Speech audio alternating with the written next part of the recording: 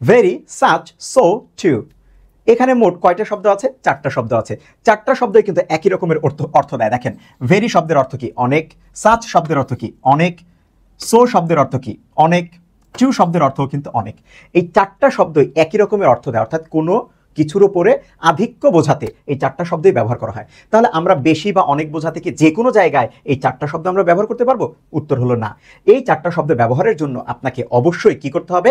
একটা সূত্র মেনটেন করতে হবে, একটা নির্দিষ্ট বৈশিষ্ট্য মেনটেন করতে হবে, এবং পরীক্ষার হলে ওই বৈশিষ্ট্য দেখে অপশন থেকে এটাকে বাছাই করতে হবে। চলেন আমরা একটু দেখে আসি যে এটা আসলে সেই কোন বৈশিষ্ট্যটা মেনটেন করে। এই 4টা জিনিসের মধ্যে কোন বৈশিষ্ট্য? দেখেন, আমি very beautiful, such a beautiful girl, so beautiful, too beautiful, সবই মনে হয় কি অনেক বেশি সুন্দর, অনেক সুন্দর, অনেক সুন্দর, কিন্তু এদের মধ্যে পার্থক্য আছে। সব জায়গায় আপনি এগুলো লিখতে পারবেন না। চলেন আমরা একটু দেখে আসি আমাদের এখানে কোন ধরনের ব্যবহারগুলো এখান থেকে আমাদের দেখতে হবে। প্রথমে আমরা যে কাজটা করব সেটা হলো আমরা এই ভেরি, সাচ, সো, টু এদের একটা বৈশিষ্ট্য আমরা একটু দেখার চেষ্টা করব। বৈশিষ্ট্যগুলো কি আমি আপনাদেরকে বলছি। দেখেন, আপনি যখন টু ব্যবহার করবেন কোনো সেন্টেন্সে, টি ডাবল ও টু এটা যখন থাকবে তখন তারপরে আপনাকে টু প্লাস ভার্বের বেস ফর্ম ব্যবহার করতে হবে। কি ব্যবহার করতে হবে? টু প্লাস ভার্বের বেস ফর্ম। আপনি যখন কোনো বাক্যে সো ব্যবহার করবেন তখন আপনাকে এরপরে দ্যাট ক্লজ ব্যবহার করতে হবে। কি ব্যবহার করতে হবে? That clause. দ্যাট ক্লজ মানে কি ভাইয়া? দ্যাটের পরে ক্লজ মানে হলো সাবজেক্ট এবং ফাইনাইট ভার্ব। ক্লজ মানে কি বলেন? সাবজেক্ট এবং ফাইনাইট ভার্ব লাগবে। আপনি যদি সো ব্যবহার করেন তারপরে দ্যাট এবং তারপরে ক্লজ, তার মানে সাবজেক্ট এবং ফাইনাইট ভার্ব ব্যবহার করতে হবে। আপনি যদি সাচ ব্যবহার করেন তাহলে কি করতে হবে ভাইয়া?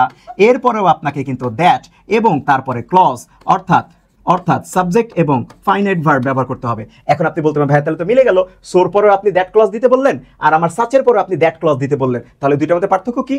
হ্যাঁ, পার্থক্য আছে। আপনি যখন সাচ ব্যবহার করবেন তখন সাচের পরে ছোট্ট করে একটা এ লাগবে। সাচের পরে কি লাগবে বলেন? কুচি করে একটা এ দিতে হবে আপনাকে, অর্থাৎ such a beautiful girl, such a beautiful girl, such a strong boy, এইভাবে আপনাকে এ বা এন দিয়ে সাচের পরে ব্যবহার করতে হবে। বাকিটা দ্যাট ক্লজ। ক্লিয়ার? ওকে, এবার আসেন আপনি ভেরি দিয়ে আপনি কি করবেন ভাই? ভেরি দিয়ে আপনি কিছুই করতে পারবেন না। এরপরে কোনো ভার্বও দিতে পারবেন না, ভেরির পরে কোনো দ্যাট ক্লজও দিতে পারবেন না, ভেরির পরে এ দিয়ে কোনো দ্যাট ক্লজ আপনি দিবেন না, ভেরির পরে শুধুমাত্র কোনো অ্যাডজেক্টিভ অথবা কোনো অ্যাডভার্ব দিয়ে দিবেন। অর্থাৎ শি ইজ ভেরি বিউটিফুল, বাক্যটা আপনাকে শেষ করতে হবে, আর কোনো কিছু আপনি লিখতে পারবেন না। এই জায়গা থেকে একটা জিনিস প্রমাণ করা যায়, সেটা কি জানেন? সুন্দরী মেয়েদেরকে প্রপোজ করা যায় না। সুন্দরী মেয়েদেরকে কি করা যায় না বলেন? প্রপোজ করা যায় না। আমরা আসেন এই গ্রামার থেকে আমরা একটু কি করব? বেশি সুন্দরী মেয়েদেরকে, খালি সুন্দরী না, বেশি সুন্দরী মেয়েদেরকে প্রপোজ করা যায় না। আমরা গ্রামার থেকে এটা প্রমাণিত হবে। দেখেন আমরা একটু দেখি।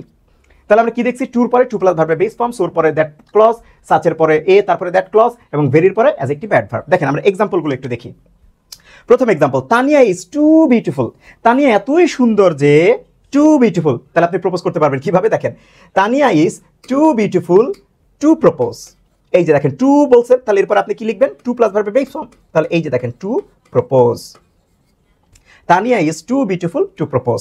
দ্বিতীয় বাক্য দেখেন আপনি, তাহলে তানিয়া কি টু বিউটিফুল হলে আপনি প্রপোজ করতে পারলেন।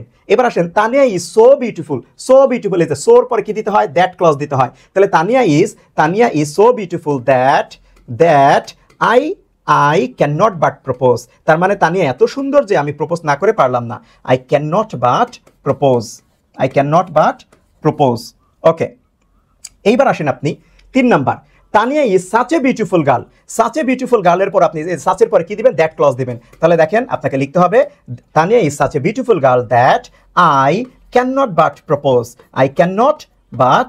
তার মানে তানিয়া এত সুন্দর মেয়ে যে আমি প্রপোজ না করে পারলাম না। এইবার লাস্ট ওয়ান, ভেরি বিউটিফুল। বেশি সুন্দরী মেয়েদেরকে প্রপোজ করা যাবে না। কিভাবে? দেখেন, Tania is a very beautiful. Very বিউটিফুলের পরে কোনো ভার্ব নয়, কোনো দ্যাট ক্লজ নাই, কিচ্ছু না, জাস্ট একটা গার্ল। আপনি একটা নাউন লিখে বাক্য ফুল স্টপ দিতে হবে, প্রপোজ করার কোনো অপশন নেই। তার মানে কি?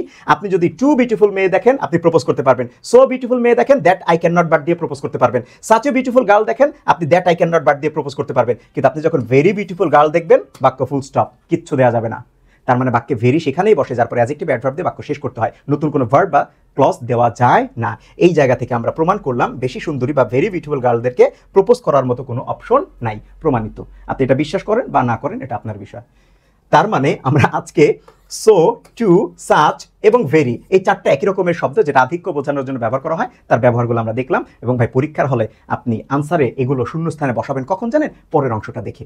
পরের অংশটা দেখে পরে যদি টু প্লাস ভার্ব হয় আপনি টু বসাতে পারেন, পরে যদি দ্যাট ক্লজ থাকে সো বসাতে পারেন, পরে যদি দ্যাট ক্লজ থাকে এবং আগে যদি এ থাকে তাহলে সাচ বসাতে পারেন, আর পরে যদি জাস্ট একটা অ্যাডজেক্টিভ অ্যাডভার্ব দিয়ে বাক্য শেষ হয়ে যায় তাহলে আপনি ভেরি বসাবেন। ক্লিয়ার? আশা করি ভিডিওটা আপনাদের ভালো লেগেছে। যদি ভালো লেগে থাকে তাহলে অবশ্যই লাইক, কমেন্ট এবং শেয়ার করুন, এবং পরবর্তীতে কোন ভিডিওর উপরে আপনারা ক্লাস চান বা কোন টপিকের উপর আপনার ভিডিও চান সেটা আমাদেরকে জানাতে পারেন। আর অবশ্যই আমাদের চ্যানেলটি সাবস্ক্রাইব করবেন এবং ফেসবুক পেজটি ফলো করবেন। সেই পর্যন্ত ভালো থাকবেন সবাই। আল্লাহ হাফেজ।